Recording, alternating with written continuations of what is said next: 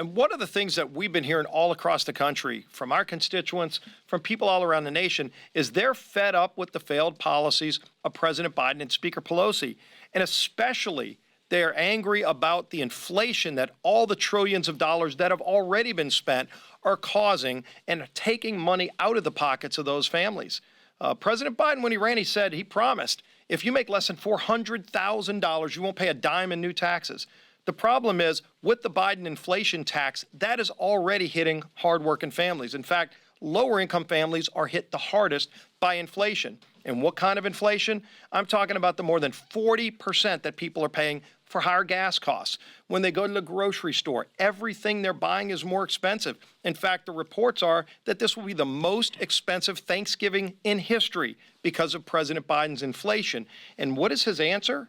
Instead of working with House Republicans, we want to focus on lowering gas prices with a robust energy strategy. We want to focus on lowering the prices that people pay for things at the grocery store by getting our economy back open again. And instead, they want to spend trillions more and then raise taxes even higher, including things like the natural gas tax, which low-income families will pay the hardest.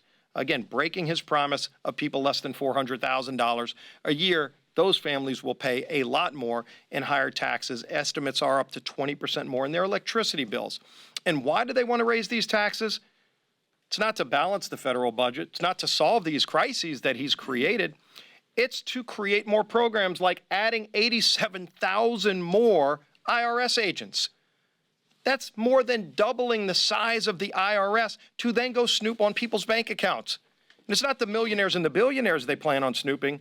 They plan to raise another $400 billion by sending this new army of IRS agents to snoop on bank accounts of people like the wait staff at a restaurant who are struggling already. The IRS is going to be snooping on their bank accounts. They want to create millions more loopholes for illegal aliens to come to this country at a time when President Biden is now contemplating giving $450,000 a year taxpayer money to each illegal alien who's filed suit against the United States, giving them $450,000 per person, and then creating amnesty in this bill to bring millions more people in. That's more money than a Gold Star family gets. That's more money than a victim of 9/11 got. That's the obscene madness of trillions in spending that people are revolting against all across the country, including in Virginia. You're seeing it all across this nation. People want government to get out of their lives, want government to spend less money, not to see Joe Biden continue spending trillions more with higher taxes and more radical big government socialism.